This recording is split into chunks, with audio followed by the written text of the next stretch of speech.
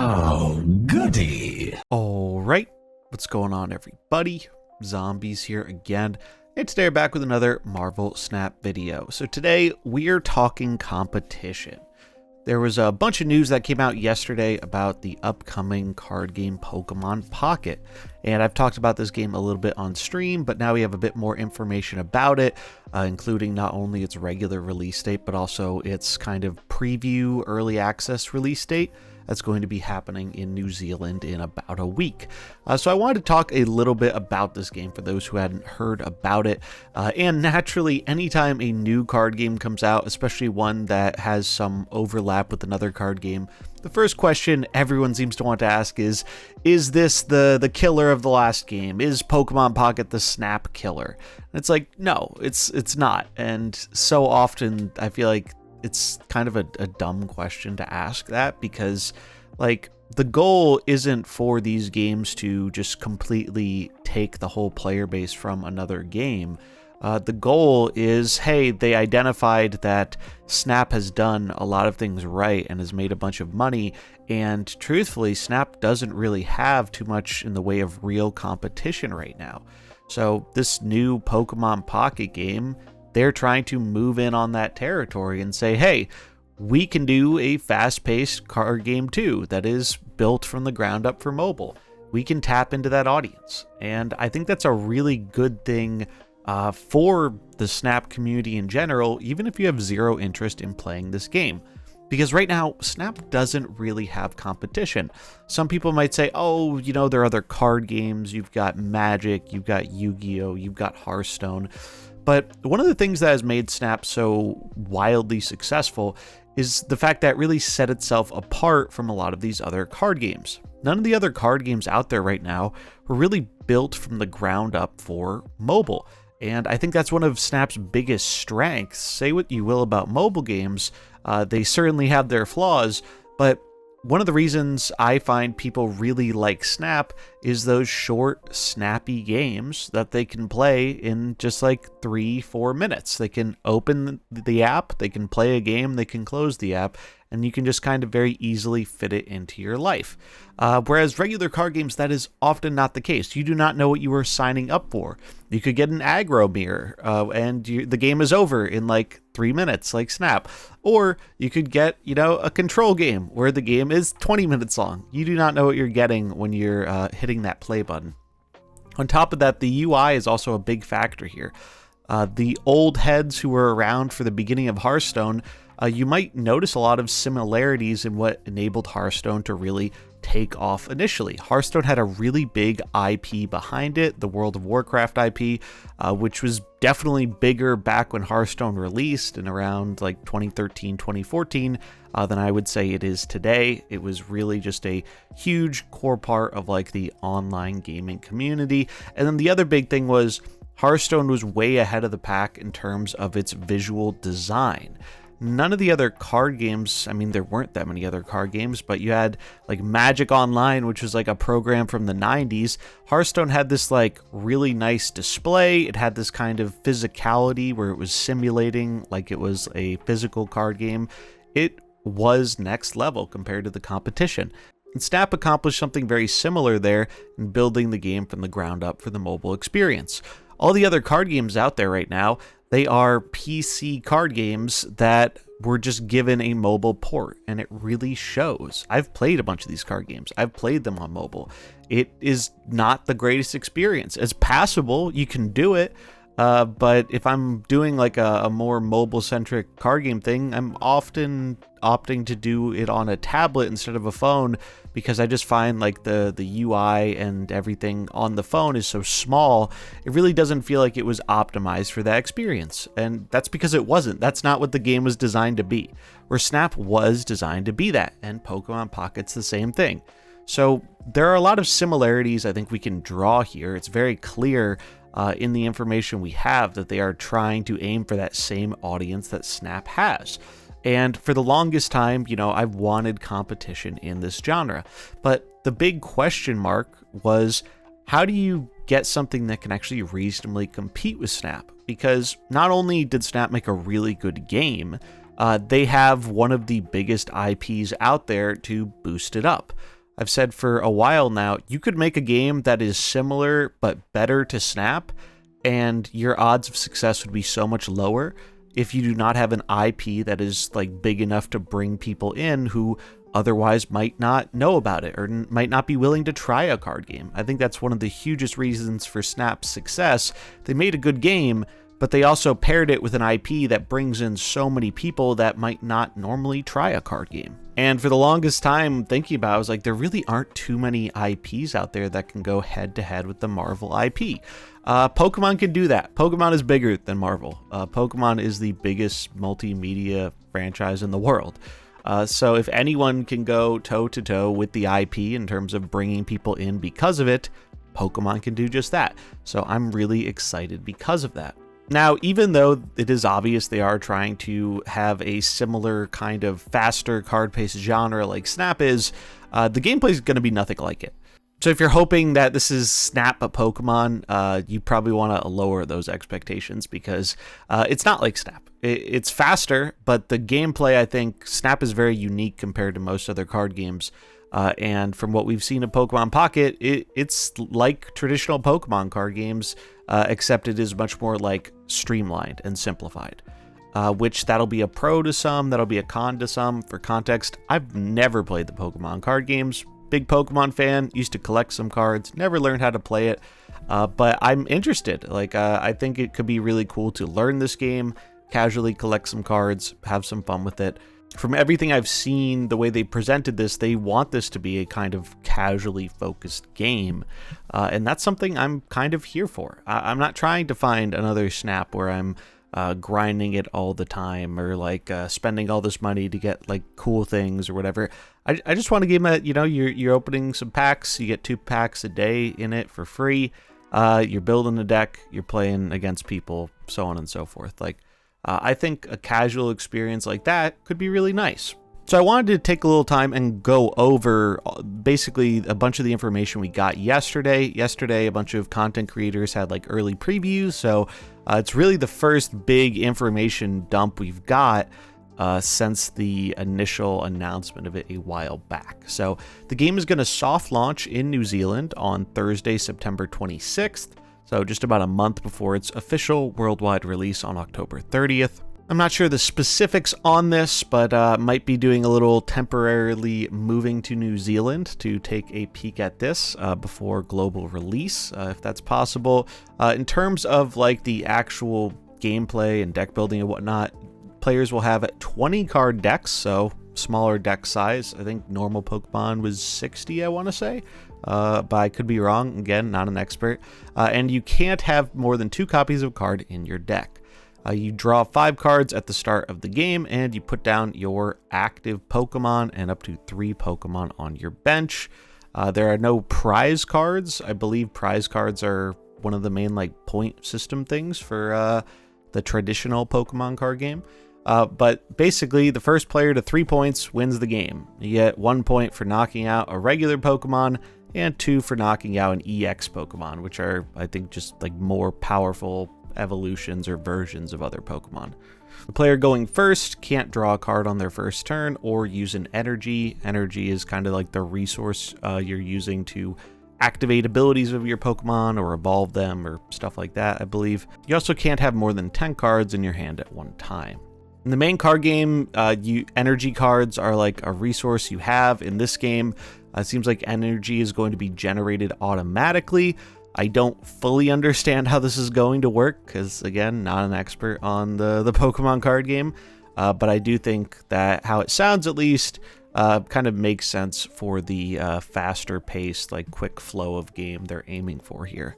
There will also be no ranked mode available, at least at the launch of the game. That's going to be a con for some and a pro for others. Like for me, looking for a more casual experience, I do not care about them not having a ranked mode. It seems from all the promotion they've been doing, they really are aiming for a more casual and collection-focused experience. I think there's a reason we haven't seen as much focus on the gameplay compared to the collecting aspect. Not because I think the gameplay looks bad or anything. From the bit I've seen, I think it's probably fine. Could even be very fun. It's hard to say because there's only a little bit of it out there. But it does really seem like they're pushing the collection aspect. There are also some things that reminded me of some things we've seen in Snap, like you can apply different finishes to your cards to make them look shinier and whatnot.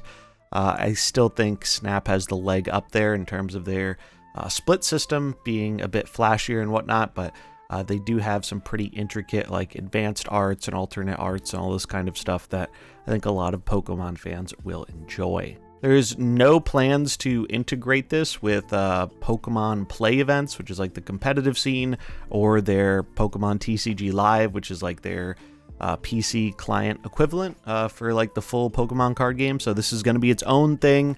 You don't have to worry about that being integrated with like the main Pokemon card game. One of the biggest pros of this game is it is going to be giving you a free booster pack every 12 hours, so 2 packs a day. That's super cool. I think that alone is just a good way to get people involved with it. Log in, open your pack, see what you get with your cards, maybe use them, try some new stuff out. That sounds really good. Obviously, we don't know how easy it's going to be to get like a coherent deck together, how long that's going to take or stuff like that, but 2 free packs a day sounds pretty good to me. There are also different currencies and missions and whatnot in the game you can make use of to get more packs more often, some of which I think you can get by just playing the game, and others of which they want you to pay money for. Their currency is also Pokegold, so you can buy Pokegold for real money. You can use that real money to buy packs or other stuff in the game. Nothing too groundbreaking there. There is a hard limit of how much you can spend per day. You can spend, I guess, a maximum of $150 for 120 packs. There is only going to be one set on the release of this game, which I think has like 200 something cards or something like that. So I'm very interested to see, like, on average, how long or how expensive it takes to actually fill out that set. I do think this is going to be a game that is going to make a lot of its money off of the additional cosmetic stuff, because it sounds like they have a lot of variations of cosmetics. And from anyone who knows Pokemon from like the actual trading card game world, people love their fancy arts. And there will also be some accessory stuff you can get in there too, like changing your game board. That's a feature I wish we had in Snap. I'm kind of surprised they haven't tried to do a different game board for sale type thing yet, as well as like the coins you flip for some cards or starting first can have different designs to them. There's also a pack point system, so you're going to earn pack points for every card you open. To me, this is kind of similar to the collection level stuff we see in Snap. You know, you're leveling up your collection level, you're getting stuff out of that. It seems like in this game, you're opening packs and you get those pack points, which get you other stuff in return. In this game, what you're doing with your pack points is you can actually exchange them for any card in the game. Different cards of different rarities and different arts and whatnot obviously have different costs, but I think this seems like a pretty good thing overall, depending on how easy or hard it is to get these pack points, because it has targeted acquisition, which was something I was a little worried about. Obviously, you know, early on in Snap's life, targeted acquisition was pretty bad. It was hard to get like a specific card in your Pool 3 journey before they implemented the token shop, and even then you had to often wait a long time. So I do really like that they have some method of hard targeting your acquisition. There's also a premium pass and premium missions, and this is very similar to the Snap Season Pass.